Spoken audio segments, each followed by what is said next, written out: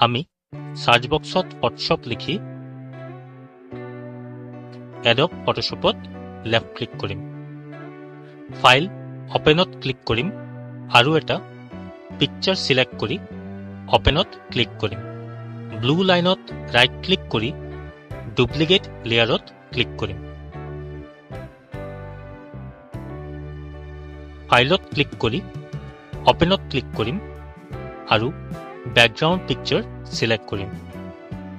এতিয়া সিলেক্ট টুল লৈ area select কৰিম আৰু মুভ টুল লৈ ব্যাকগ্ৰাউণ্ড পিকচাৰটোক ড্ৰেগ কৰিম কন্ট্ৰোল টি প্ৰেছ কৰি ব্যাকগ্ৰাউণ্ড সিলেক্ট কৰিম এডজাস্ট কৰি এন্টাৰ প্ৰেছ কৰিম মুভ টুল লৈ ফটো সিলেক্ট কৰিম আৰু ব্যাকগ্ৰাউণ্ডৰ ওপৰত প্লেস কৰিম মাজত ক্লিক কৰিম আৰু টুল বক্সৰ পৰা পলিগন লেছো টুল লৈ কন্ট্ৰোল প্লাছেৰে জুম কৰি ব্যাকগ্ৰাউণ্ড পৰ্চনটো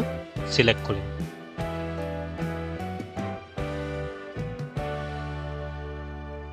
কিবোৰ্ডত ডিলিট প্ৰেছ কৰিম মাউসত ৰাইট ক্লিক কৰি ডিসিলেক্ট কৰিম একেদৰে আমি বাকি এৰিয়া সিলেক্ট কৰিম স্পেস বাৰ আৰু মাউসৰ লেফ্ট ক্লিক একেলগে প্ৰেছ কৰি আপ ডাউন মুভ কৰিলে আমি পেজক আপ ডাউন কৰিব পাৰিম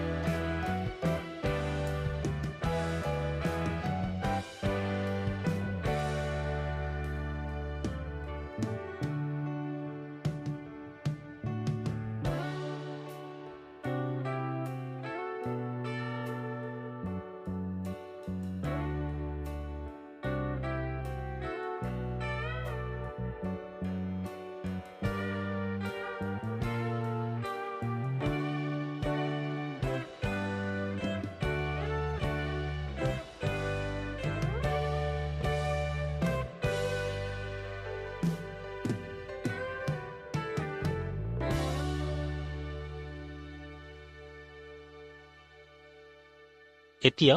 ব্লাৰ টুল সিলেক্ট কৰি ব্ৰাছৰ সাইজ এডজাস্ট কৰিম আৰু মাউসত লেফ্ট ক্লিক কৰি এৰিয়াটো স্মুথ কৰিম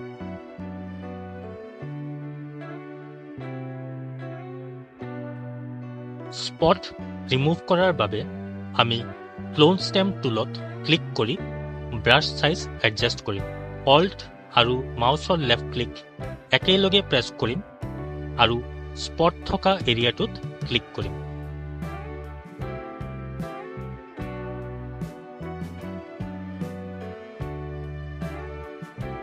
ফিল্টাৰ লিকুইফাই অপশনত ক্লিক কৰি পাৰ্চেন্টেজ 200 ৰাখিম আৰু পেজৰ ওপৰ ফালে মুভ কৰি চুলিখিনি এডজাস্ট কৰিম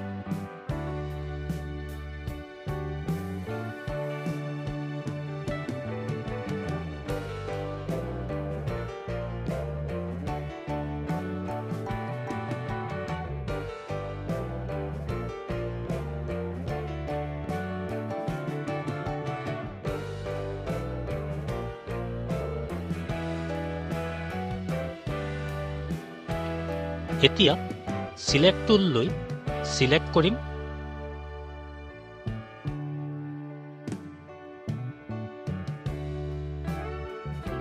আৰু ৰাইট ক্লিক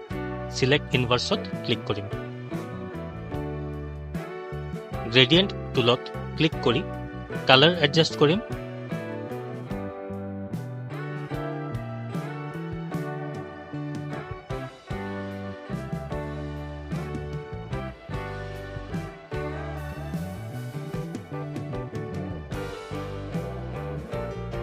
ওকে প্ৰেছ কৰি মাউসক ড্ৰেগ কৰিম অথবা